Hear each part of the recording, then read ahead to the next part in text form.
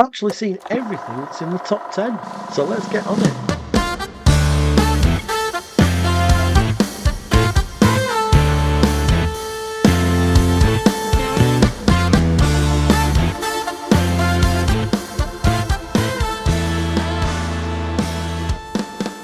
Hello and welcome to the Have You Seen podcast, brought to you by Dave on Film. I'm Dave Woolin, and first of all, I'd like to thank you for downloading and listening to this podcast. If you've not done so already, feel free to subscribe, give it a share, spread the word, give it a good rating wherever you're listening to it. It all helps, and it helps me bring more to you. You can comment wherever you listen to this, or you can email me at any time on daveonfilmreviews@gmail.com, or drop me a message on my socials, all of which are in the description of this episode. Today, I'm going to be talking about some of the latest movie news, as well as talking about the films I've seen, as well as going through this week's current top 10 in the UK box office, giving my reviews of the top films currently in the cinema. So, what's been going on this week? Well, the big movie news this week is that the trailer for Avengers Doomsday has finally been released. I'll put a link to it in the description of the episode so you can kind of check it out yourself. So the film's set to be released on December the 18th worldwide, and it is the brand new entry in the Marvel Cinematic Universe. And if the trailer's anything to go by, the film's going to be epic. It's going to bring together all these characters that we've known and loved over the years, as well as finally bringing the X-Men and the Fantastic Four into the MCU. There's bound to be a load of kind of, oh my god moments, and Robert Downey Jr. coming back playing Doctor Doom is certainly an intriguing development, and I'm really intrigued as to see where they're going with that. Of course, obviously, the film was originally meant to focus on the Kang dynasty, but after there were some issues surrounding actor Jonathan Majors, who played Kang, he was dropped from the film, and they kind of made a big shift away from the Kang dynasty to Doctor Doom. Something that I'm hoping doesn't damage the storyline in any way, but we'll find out in December.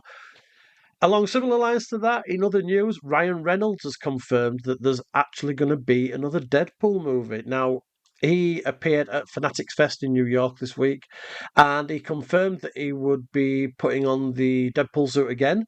And with the timing of it being in the same week that the Doomsday trailer has dropped, I'm wondering if we're actually going to finally see Deadpool officially in the MCU. Now, shifting gears a little bit. So, obviously, we're going to talk about the Odyssey later on. Massive film that's come out this week, one of the biggest films of the year. But Elon Musk, of all people, is apparently going to use Grok AI, which is the AI thing that's on Twitter, or X, whatever it's called nowadays. And he's going to use Grok to create a version of the Odyssey, which he says, and I'm going to quote Elon Musk here, he says it will be historically accurate. Now you can imagine I would do in the air speech marks then historically accurate. You know that historically accurate fiction story written on some parchment from some mythical stories that have been passed down over thousands of years, and I've got sea monsters, actual gods on Earth, and the Cyclops. Yeah, all right, Elon. Yeah, good luck, kind of with that history lesson. But speaking of real life things, Snoop Dogg's getting a biopic. Yep. There's going to be an R-rated. I mean, it's an R-rated movie. What else would it be if a biopic about Snoop Dogg? And it's going to be based on his life. I wonder if it'll actually show him filming that Just Eat advert that he did. We'll see soon see because it's going to be out in summer 2027 apparently. And that's the news. A quick roundup of the movie news for this week.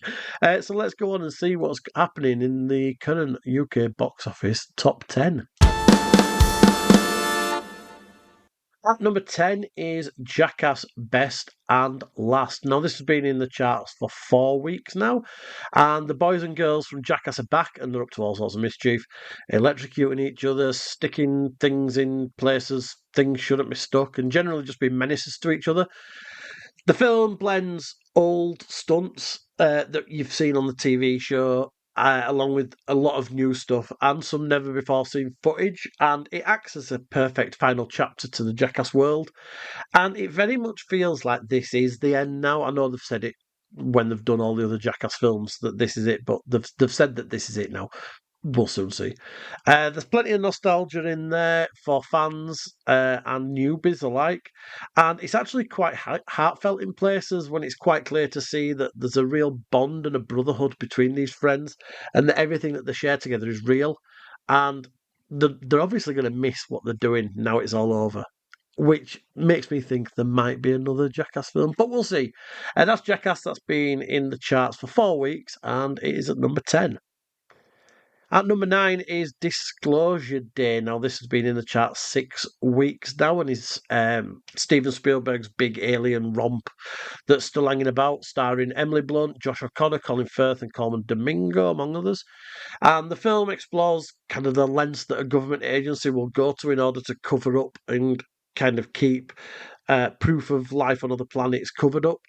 So Emily Blunt and Josh O'Connor Josh O'Connor has stolen some files. Emily Blunt kind of has an alien connection, and they're forced together, and they're being hunted down by Colin Firth's agent, who's trying to stop them initiating Disclosure Day, which is the Disclosure Day of the title, and it'll be a day when all the evidence and all the video footage will be released to the world. It's a slow film, and I didn't think I was enjoying it during the film. About halfway through, I thought, this isn't really floating my boat. And then the final 20 minutes happened, and it takes a really big, bold turn, and it made me sit up and really take notice of what were happening. I won't spoil what happens, but it is definitely worth a watch. That's Disclosure Day at number 9. And at number 8 is Supergirl. This is the latest entry in the James Gunn-led DCU, following the reboot of Superman with David Corenswet as Superman. Now, the film is a fairly middle of the road superhero film with not that much substance to it, but it's a fairly fun execution. Millie Alcock plays Supergirl, who's just kind of wanting to enjoy her life, but gets dragged back into a situation when her superdog Crypto gets poisoned by Krem, who is a bandit who's kind of kidnapping kids from different planets. And Eve Ridley plays Ruthie, and she's a girl whose family kind of gets ripped apart by Krem. And she goes on a revenge mission with Supergirl, although Supergirl's trying to teach Ruthie that revenge will only lead her down a dark path. Now, it's fun, and it's an alright addition to the DCU, and Jason Momoa's Lobo is a lot of fun. It's a role he was meant to play. But it's a fairly forgettable film, and it very much feels like it's a stepping stone just until we get to the next Superman film. At number 7 is Obsession. So this is amazing that this is still in the charts. This has been in the charts 10 weeks now, in the top 10. And so it's film directed by Kerry Barker, and it's rating well over 18 million in the UK alone. So it's doing well worldwide. And it feels very much like an old school horror film. It's got a really simple premise, but it's done really well. And there's a basic story that there's a lad called Bear, and he makes a wish for a girl to fall in love with him more than that she'll love him more than anything else in the world, and she does, with really dramatic consequences. Everything gets ramped up. There's a brilliant central performance from Indy Navarrete as Nikki, and she really drives the horror with and there's loads of practical effects, which ramps up the creepiness, and that's the main thing. It's really creepy. It's not an all-out jump scare fest. There is a jump scare in it. There's definitely one. It got me. It's really, really creepy, and it's actually ended up being one of my favourite films of 2026 so far. At number 6 is The Invite, which is an absolutely fantastic comedy drama directed by and starring Olivia Wilde, who plays stay-at-home wife and mother Angela. She's married to Seth Rogen's Joe, and they're in a constant kind of state of clashing heads with the smallest thing winds them both up, and it causes arguments. But the one thing that they can agree on is that they can't stand the upstairs neighbours, played by Ed Norton and Penelope Cruz, who, for want of a better phrase, keep having loud sex. And it's causing the couple downstairs to be at their wits' end because they've not really got a sex life, so they don't get it. And when Angela invites them over for dinner, there's more friction caused between the couple, and this continues when the others kind of arrive at their apartment. Joe wants to bring up the noise, but Angela wants him to keep it quiet and not make the night awkward. And it's not long before tensions rise up again and revelations come out. and it might just be that the couple upstairs might just have an invitation of their own to offer. It's an adaptation of a Spanish film, which was in turn an adaptation of a stage play, and it's clear to see when you're watching it that how this would work on stage. There's only four cast members in the entire film, and they all put in great performances, despite always feeling like they're just being themselves. Typically, uh, Seth Rogen is just Seth Rogen. He's smoking weed. He's got that kind of loudmouth laugh that he does, and he's very quick witted. It almost feels like they are the four people that they're embodying. So it's really good casting in that sense. It's very grounded. It's very funny, and the way that the film kind of manages to have four people speaking over each other all at once, but you can still hear what each one of them is saying is really good. The sound design is phenomenal, and it comes across really well. I were engrossed in it throughout, and I laughed a lot.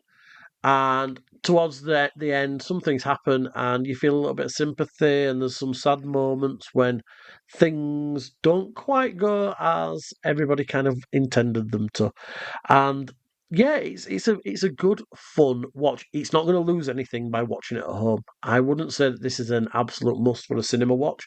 You could watch this at home and get the very very similar kind of feel from the film. So maybe one to wait until it comes out.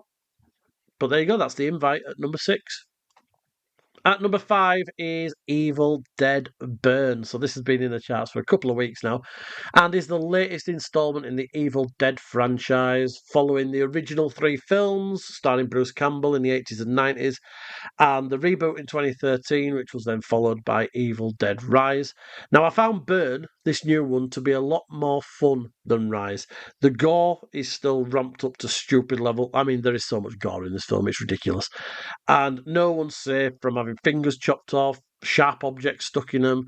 Not in the same way that objects get stuck into the into the guys in Jackass, but yeah, it's nasty, and there's some real nastiness that harks back to the originals, but ramps it up even more.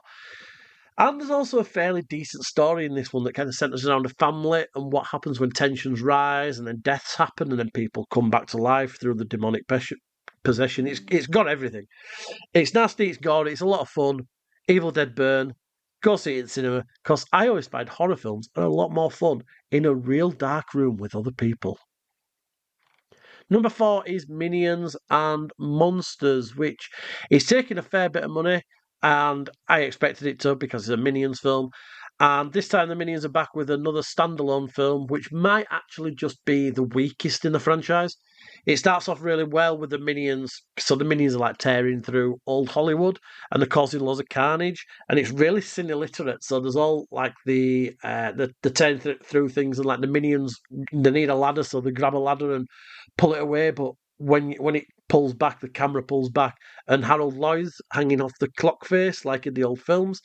They cause the front of a house to fall down, and it falls down around Buster Keaton. So all those visual gags that happened in all these silent movies back in the day are all used, and it kind of like makes out that the Minions caused those things to happen. Obviously, they didn't. Um, all those kind of jokes kind of were going over all the heads of the kids that were in the cinema, and then once the film kind of settles down and gets into its story, I think the kids started to enjoy it, but I found my interest waning a little bit. And the middle of the film's a little bit devoid of any real fun. There's an alien robot that comes into it that the minions befriend, but it's all a bit boring. And there's some of the other minions go off in search of, they're trying to get some monsters, and because they want to make a monsters and minions film, and they kind of go off in search and they go off, but it just isn't funny, and it doesn't work. And I just found myself longing for those early parts of the comedy from the early parts of the film.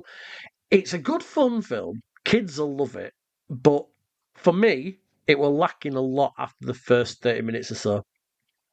At number 3 in the charts is the live action version of Moana. Now, normally, I hate live action remakes of classic films, but for once, here's one that's actually watchable. So we've had a rubbish Beauty and the Beast adaptation, amongst others. We've had an Aladdin, which were fairly fun, but suffered from the fact that no one can ever replace Robin Williams. And then there was I'm going to use those air quotes again, live action Lion King, which was just basically just another fully animated film, but with more photorealistic animals. With The Lion King, though, one of the major issues that was the problem with the new version was the charm of the original movie was characters like Simba and Mufasa in the original cartoon had real strong facial expressions that actually made them seem a lot more alive than they do in in the so-called live version, and it lost a lot of its charm. Now we have Moana being remade with actual people. Yeah, that's actually Dwayne Johnson with an actual curly wig on his head. And part of me wanted to be coming here and writing the same old spiel of Disney, stop what you're doing. But I came out of the cinema and I had an actual bounce in my step and a feeling of, oh my God, they've actually pulled this one off. So when Moana came out back in 2016, it felt like a real celebration of Polynesian culture and their beliefs and the worshippings of the goddess of nature and things like that. And it almost felt like we were getting an actual history lesson in their world. There was a real authenticity to everything with the animation, which were really beautiful. It was filled with heart and love for that whole world and mixed in with the comedy of Maui, played by Dwayne Johnson. The film felt as alive as it could be as an animation. You know, you throw in some tunes by Lin-Manuel Miranda, and it felt groundbreaking. Then they ruined it with Moana 2, which lacked the power of the original. And I think part of the lack with Moana 2 was the fact that there was none of Lin-Manuel Miranda's touch in the second one. So, 10 years later on from the original one, did Moana need a remake? The truthful answer is absolutely not. But we've got one, and it's fantastic. So, what the live action remake manages to do is it takes that original animation and it recreates it with people, but it still keeps it feeling as vibrant as the original. Now, let's be clear, it's not like the whole thing isn't as live as you would think. So, Pua and Hey Hey, the pig and the chicken, they're still fully animated animals, obviously looking a little bit more realistic than they did originally. And almost all of the film is on green screen, but it works. So when we first meet the inhabitants of Motunui, Moana's a child who discovers that she's got power over the sea, or more to the point, she's been chosen by the sea to kind of be the one to help return the heart of Tafiti, which is a stone that was removed from the island. Keep up with this. A stone which was removed from the island goddess years before by Maui, and he's a demigod. And as Moana grows up, we see her turn into an elder teenage self, played by, and I don't know how we pronounce this. It's Catherine Legaya. I'm going to go with Catherine Legaya. And she wants to go out and she wants to discover the world beyond the reef. And when she finally does set off, she encounters Maui. So Dwayne Johnson's playing the part that he voiced in the original. And he's stuck trying to find a magical hook so that he can shapeshift and do all the godlike things he needs to do. And they set off together, facing off against coconut pirates of Kakamora, as well as giant treasure hoarding crabs. Well, a giant treasure hoarding crab called Tamatoa, again voiced by Jermaine Clement. Before finally coming to kind of the final destination. Now, this film is almost exactly the same as the animated version, but it actually still felt really fresh and entertaining. And one where I was actually pleased to have seen this Disney remake. I still love the original, but this is a really welcome addition to the story, and a lot of credit's got to go to the production designers who brought everything to life. And I think this is probably the only live action remake that I would actually watch over the original. Whether it's something I do watch online, I don't know. But I found it entertaining. I think they did bits because I was always worried about the "You're Welcome" song scene because in the original it's very vibrant. There's cartoons flying everywhere. And I wondered how they were going to do that, and they do it really well. And it is fantastical and it's brilliant. It's really well done. So yeah, Moana, go see it. It's going to be in the cinema for ages because it's school holidays. So people are going to want to take the kids to see it. It's already made 5.5 million in UK. It's going to stick around for a fair few weeks. So go see it. Enjoy it for what it is. Yes, it's a remake of a Disney film that's only 10 years old that didn't need to be made, but it's actually quite entertaining. At number 2 is Toy Story 5. So another animation in the top 5. In fact, is that 4 animated films in the top 5? Yeah, it is. So we've got Minions. Oh, Moana's not animated, is it? As I've just said. Toy Story 5. So it's been in charts 5 weeks now, and it's probably not going to show any signs of leaving cinema anytime soon over summer holidays. And I'll say this now, it's better than Toy Story 4, but it is absolutely nowhere near the original trilogy, which will never, in my mind, be topped. This film focuses a lot more on Jessie, who starts to feel abandoned even more when her owner Bonnie gets Lilypad, who's like an iPad type device on which she can play games with her friends. And the story follows Jessie as she tries to help Bonnie connect with real friends for playtime because she's kind of getting mocked by some of her friends for still playing with the toys. And Jessie's plans fail miserably, and she ends up back at her old childhood house where she has to kind of confront the passage of time again. And this is where I struggle because I feel like now I'm a little bit bored of the whole, oh, kids don't want to play with toys anymore. What are we going to do? Which tends to be like the Toy Story mantra. And these films are always going down that road. And I get it, the film's addressing real things, but it just don't work for me anymore. And I just wish they'd stop, but it's making a lot of money, so they're not gonna because it's just they might as well just keep churning them out and just making a ton of money. Buzz and Woody are hardly in it. They're relegated to side characters, which is really unfortunate because they were the heart and soul of the original films, and they are very much not in this. They are only in it a small amount. This is by all means Jesse's film, which is fine. I just don't think that the story is good enough. And it's, like I say, it's still better than 4, because I really didn't like 4, but I think 4 was let down by the fact that it wasn't 3. And I think that was the problem. But 5, it's all right. Watch it if you're a kind of completionist and you want to watch the whole saga, but just be expecting it to be a little bit naff. And at number 1, so the number 1 film in the UK and in the world was always going to be this. It's The Odyssey. Now, imagine tackling an adaptation of one of the oldest surviving works of literature in the entire world. There's only really one person bold enough to take it on, and that's Sir Christopher Nolan. So he brings us Odyssey. It's 2 hours, 52 minutes, so be prepared. You're going to be seeing a long film. It's the epic tale of fantasy, gods, wars, longing, love, abandonment, and hope. Nolan himself has described this as the original story from which all other stories have been told. And he's certainly right in many ways because of everything that it kind of covers. And you can see that there are influences throughout history. So I get what he's saying. It's a tale as old as time. So it dates back to when Homer, not that one, Homer wrote 24 books in around the 8th century BC. And he wrote the books which were all based on bard songs and tales from Greek mythology, which he got told and were elaborated on and altered by poets everywhere.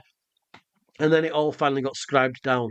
And its importance has stood the test of time, so much so that thousands of years later, we're going to the cinema and watching this on the big screen. And when I say big screen, I mean big screen. Go see this on the biggest screen to which you're able to travel. Nolan shot this film entirely in IMAX 70mm film. Now, if you don't know what that means, that's the biggest film print, the biggest film reel that you can possibly get. And he used these massive IMAX cameras that are so large that they made a ridiculous amount of noise. And they actually they were that big that they obscured actors' views of each other. And they had to set up like a series of mirrors so that they could see each other when they were having one-to-ones. And the film is that big that each reel can only hold 3 minutes of film before it needs to be changed.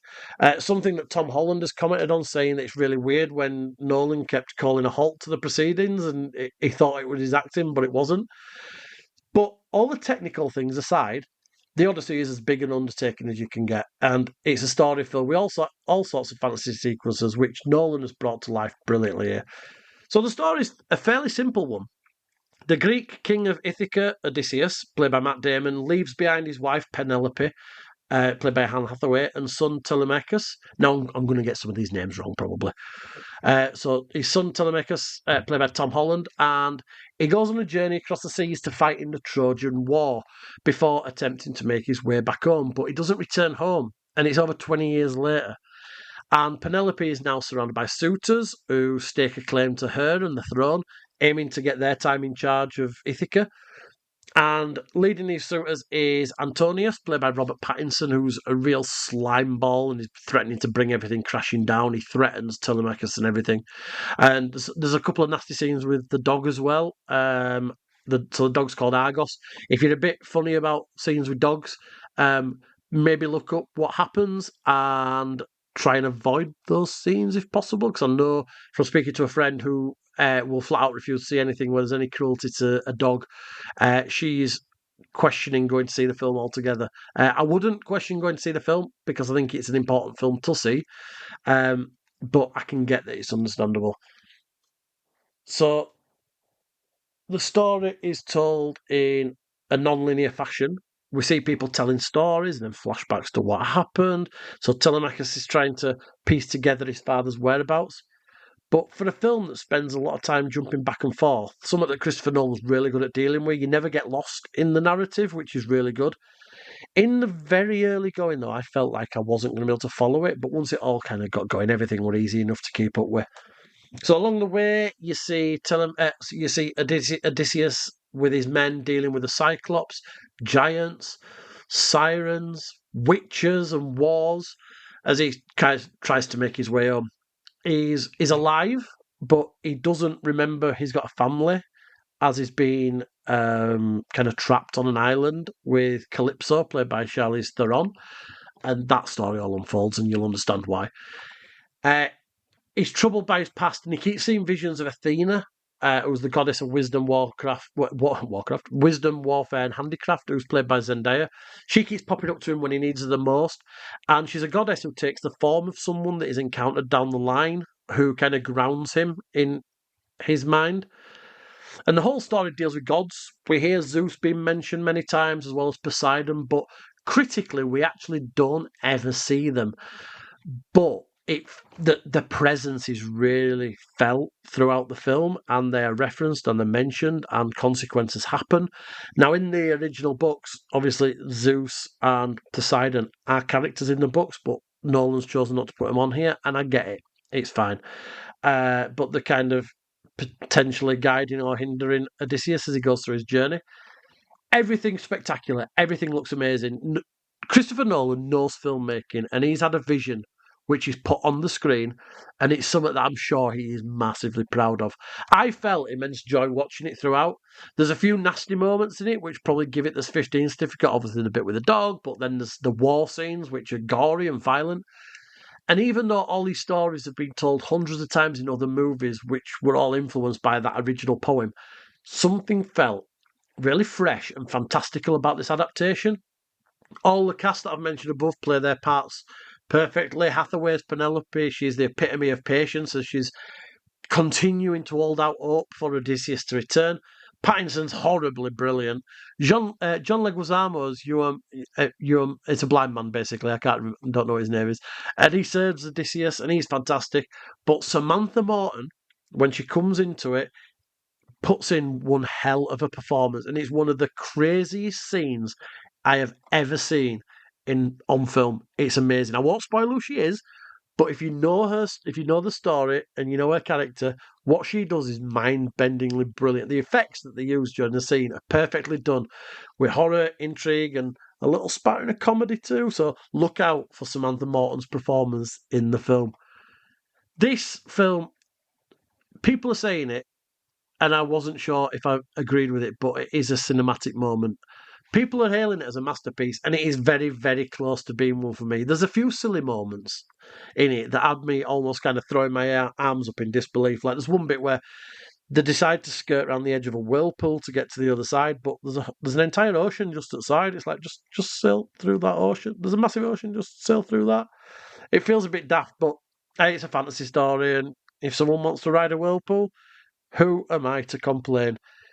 Give this film the justice it deserves. Go and see it at the cinema. in one of the biggest screens you can find and just enjoy a masterpiece. Yeah, I said it. A masterpiece. So that's it. That is everything that's out in the cinema. I've seen everything. I'm trying to keep up with everything, which is good. Have you seen anything? What have you been watching? Let me know what you've been watching because I want to feature your reviews on here. I want people to kind of give me your ratings. I want you to tell me what you've been watching, what you've been enjoying, what you've not been enjoying. Remember, you can subscribe to this podcast wherever you're listening to it so you don't miss an episode. You can follow me on Facebook. Just search for Dave on Film, or Instagram with username Dave on Film Reviews, or check out my blog at daveonfilm.co.uk. I will be back soon, and remember to keep your time circuits on and your flux capacitor fluxing.